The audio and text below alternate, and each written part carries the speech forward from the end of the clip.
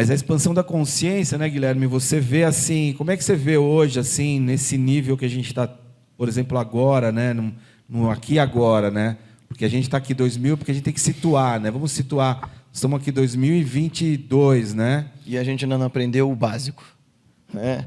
Assim, o que eu penso agora sobre despertar da consciência e tudo mais, que ao invés da gente aspirar por grandes ensinamentos e por grandes saltos evolutivos, talvez, de novo, a gente precisasse olhar para o ensinamento técnico de todos esses mestres e, como diria o professor Hermógenes, né, nos humildarmos. Então, enchemos-nos de humildade para olhar para o básico.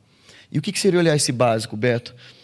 Seria olhar, por exemplo, para os nossos afetos, que o Spinoza fala com tanta propriedade, né? Quer dizer, esse processo dos afetos, de toda essa ebulição que são as nossas emoções, por que é que eu não sei controlar e conduzir, entender o que eu sinto, como eu penso, como eu ajo?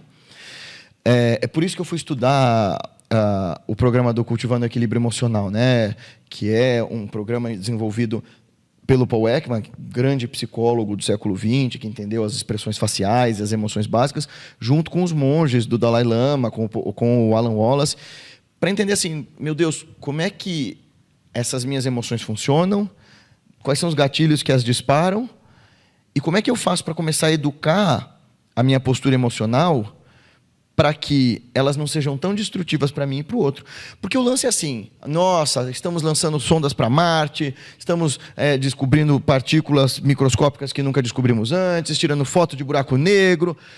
Sim, a ciência está evoluindo tanto, como nunca evoluiu, mas ao mesmo tempo a gente está falando de terra plana, ao mesmo tempo a gente está excluindo o outro, ao mesmo tempo a gente tem níveis de desigualdade sem precedentes para o nível de produção agrícola, para o nível de produção científica e tecnológica que a gente tem.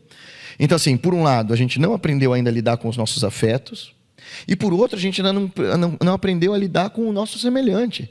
Então, a gente precisa voltar 10 casas e prestar atenção no ensinamento ético que esses mestres deram, porque, assim, é básico de qualquer caminho espiritual. Cuida primeiro da estrutura, do alicerce.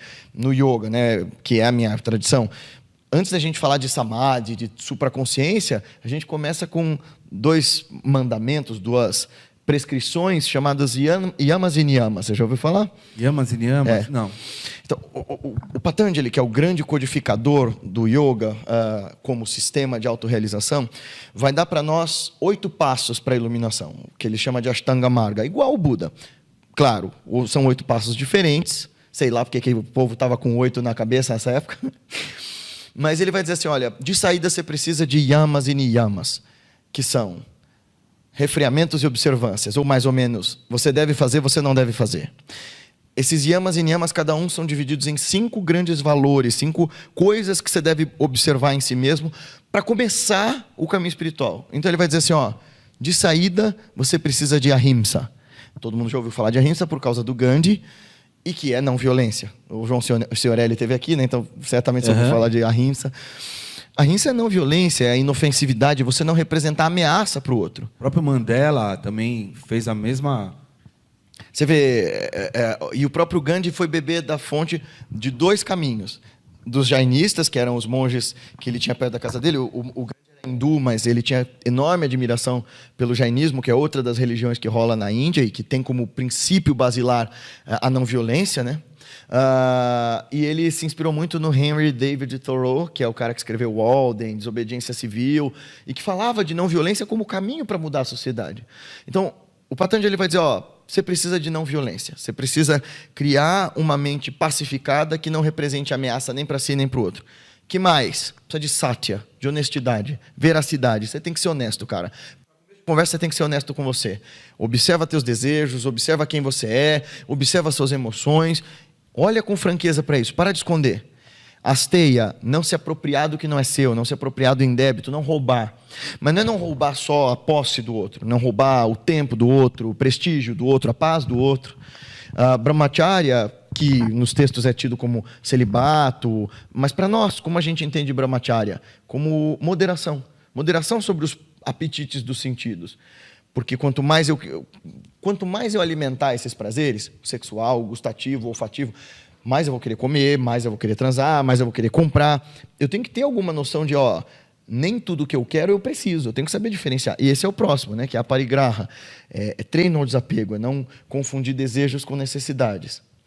Depois dessas 5 coisas bem construídas, aí você precisa de outras 5 para começar a fazer yoga, que são Shautya, limpeza do corpo mesmo. Para os yogis era importante essa ideia de asseamento, né? De você estar limpo de gestos, de palavras e de corpo também, para evitar doenças. Santosha, que é alegria, contentamento. Tapas, que é disciplina, é esforço. Svadhyaya, que é estudo adequado, estudo próprio, estudo das escrituras e estudo de si mesmo. E Ishvara Pranidhana, entrega, né? Rendição a algo maior que você. Você precisa dessas 10 coisas para começar a fazer yoga.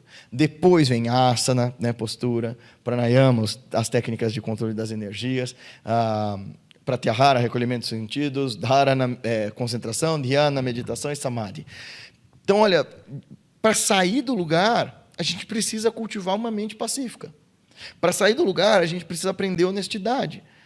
Então, eu diria que, em termos de despertar da consciência, sobretudo agora que espiritualidade virou produto e que a gente acha que em cursos de um final de semana a gente consegue desenvolver autoconhecimento, a gente precisa de humildade para voltar e fazer terapia mesmo, e entender quais são as nossas motivações, e os nossos traumas, e os nossos medos, e os nossos pontos fortes, e os nossos pontos fracos.